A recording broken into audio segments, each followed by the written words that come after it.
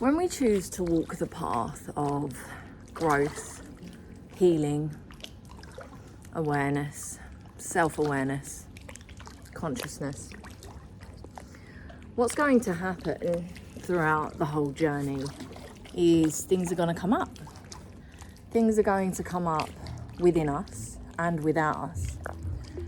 And what I mean by things are going to come up within us is different voices, intrusive thoughts, past versions of self, ego guidances and voices playing out that are essentially a lot of the times going to be judgments and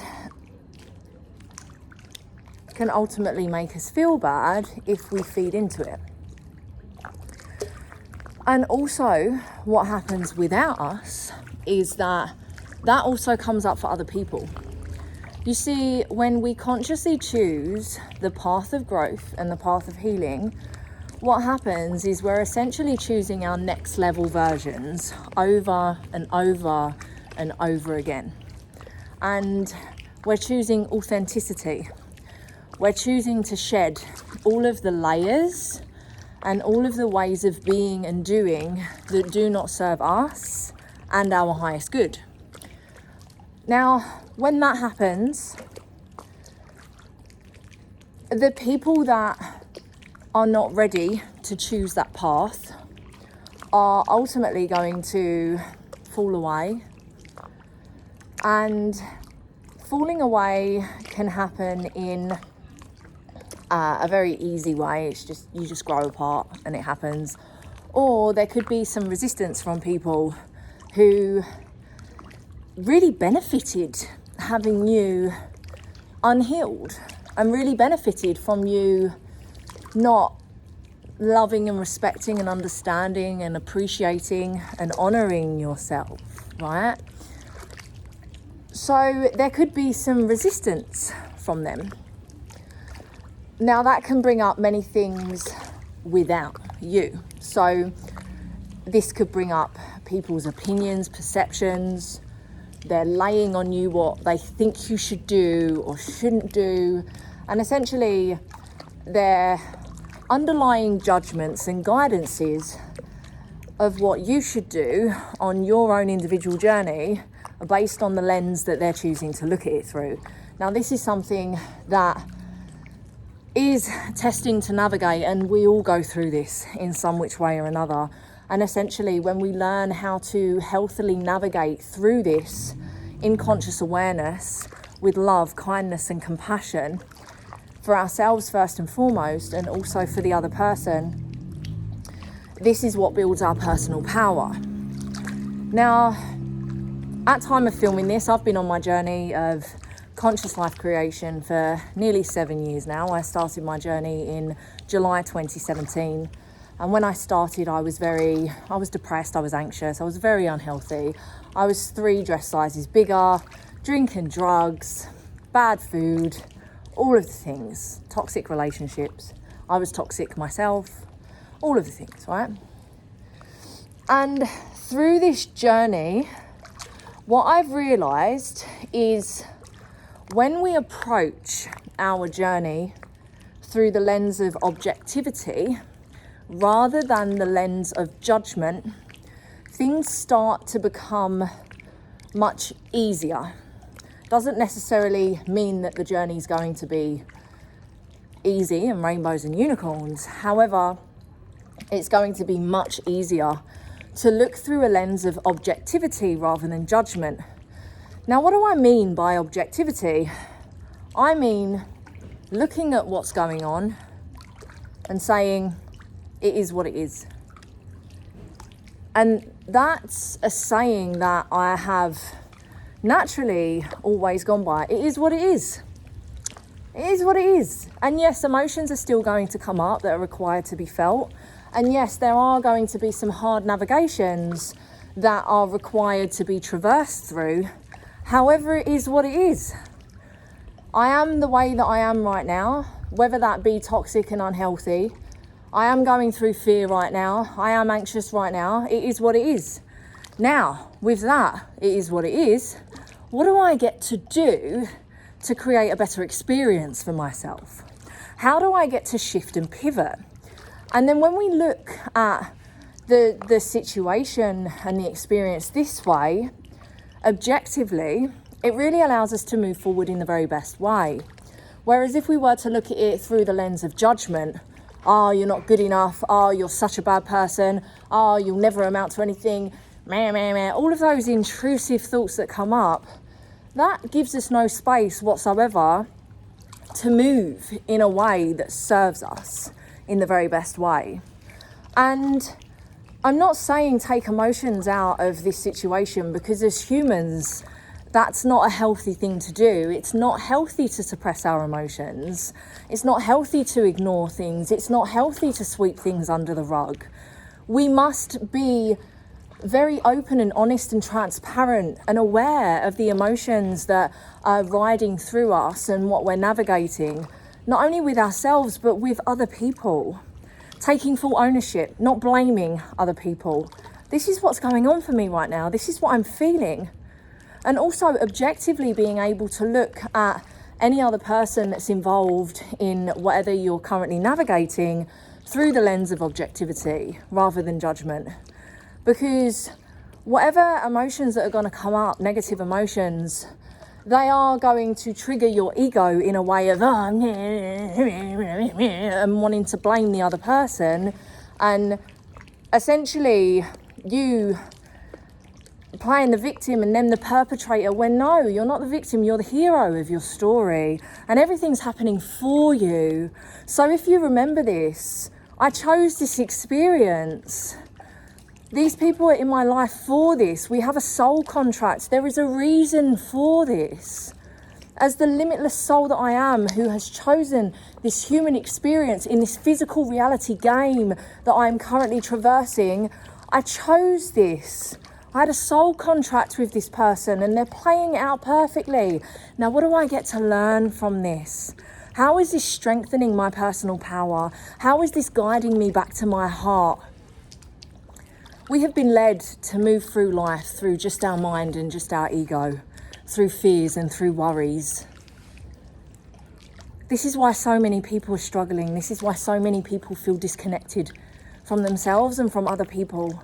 This is why so many people are not living the lives it is that they really, truly desire to live, because they are so disconnected from their source power, from their heart, from their soul. And this is the journey of growth, of evolution, of healing, of ascension, is reconnecting back to that through the lens of love, kindness, compassion, understanding, acceptance. And we do this by looking at it through the lens of objectivity, through understanding why we are the way that we are. We all have traumas. We all have things that we've experienced in the past that have caused us to unconsciously move through life in such ways.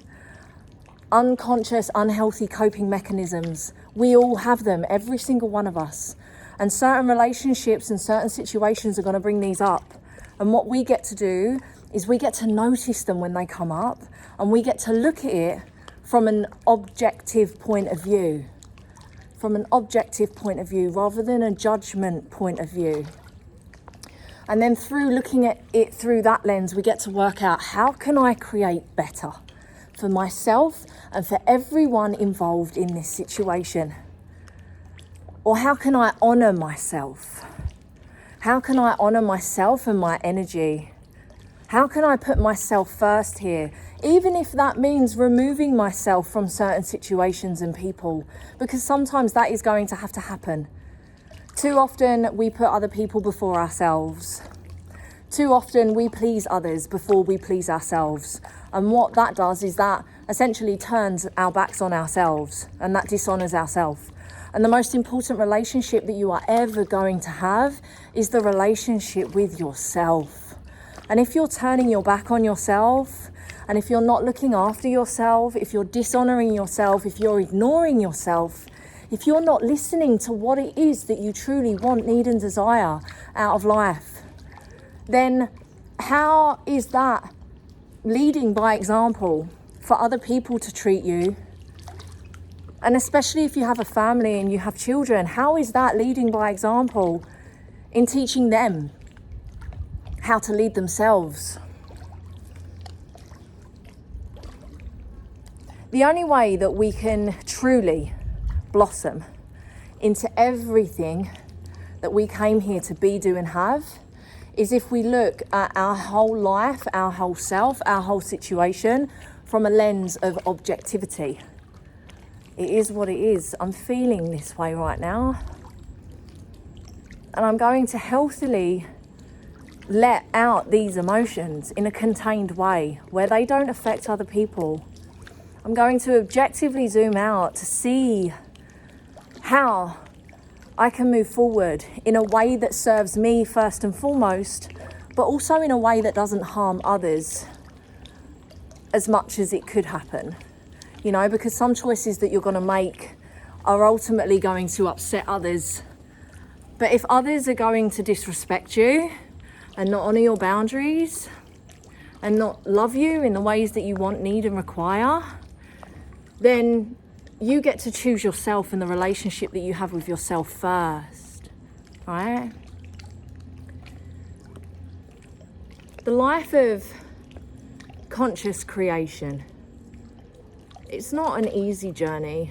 It takes a lot of hard decisions, but ultimately it allows us to live an easy life, a life of bliss, a life of happiness, health, wealth, heart, love. It's time we let go of all of the toxic, unhealthy coping mechanisms and ways of being. It's time we let go of toxic relating. It's time we let go of toxic relationships, of toxic ways of doing.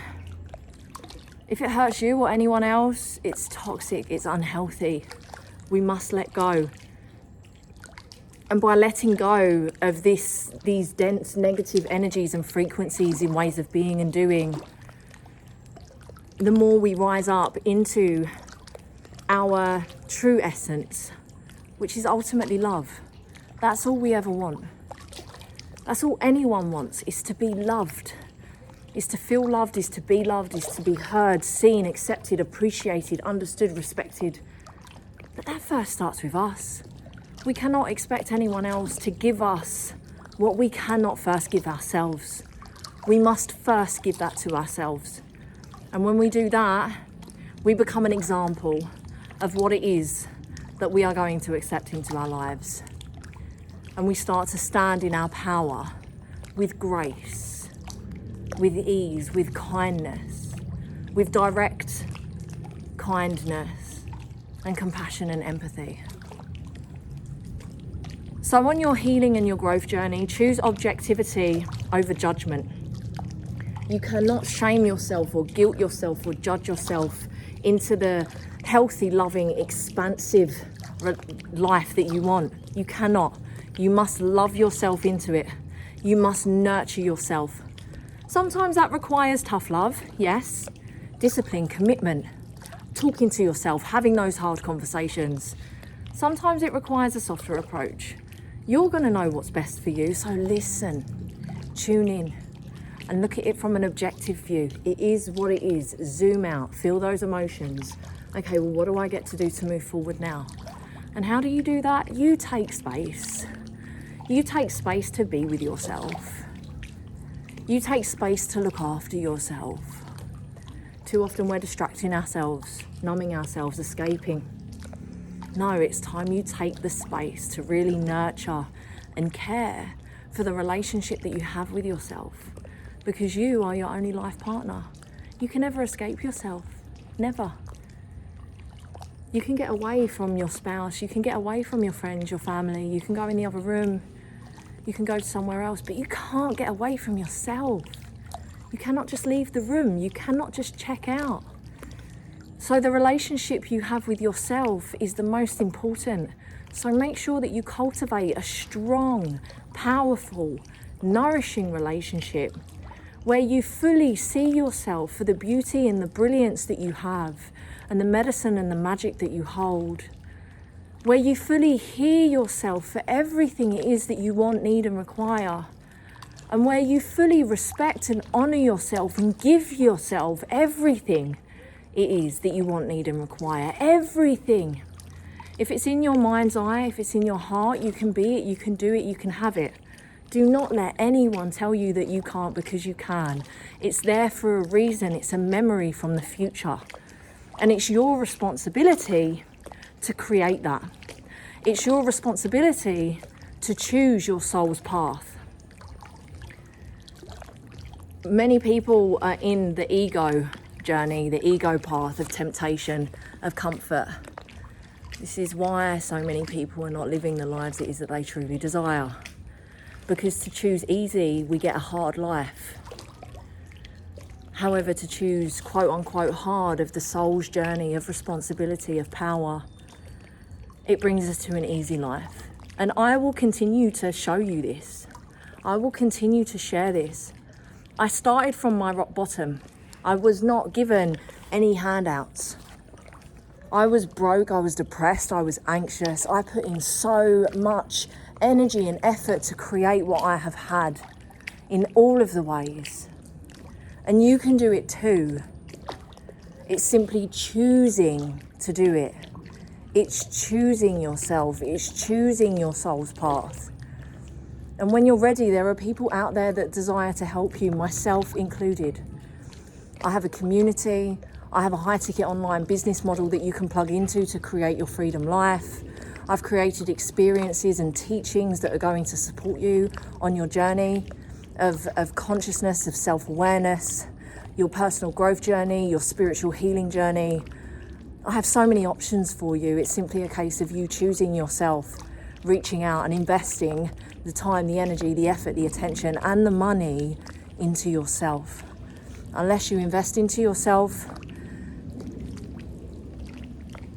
you're not going to get back what it is that you want. Many people say that they want a better life, they want to make more money, but they're not prepared to invest in themselves. It makes no sense. It makes no sense. You must invest in yourself, and you must learn from the people who have what you want. So find those people and make sure you listen to your energy and your intuition. Your energy is going to know if someone's right for you. Listen to that over your mind, because there's so many people out there that have all of these grandiose promises.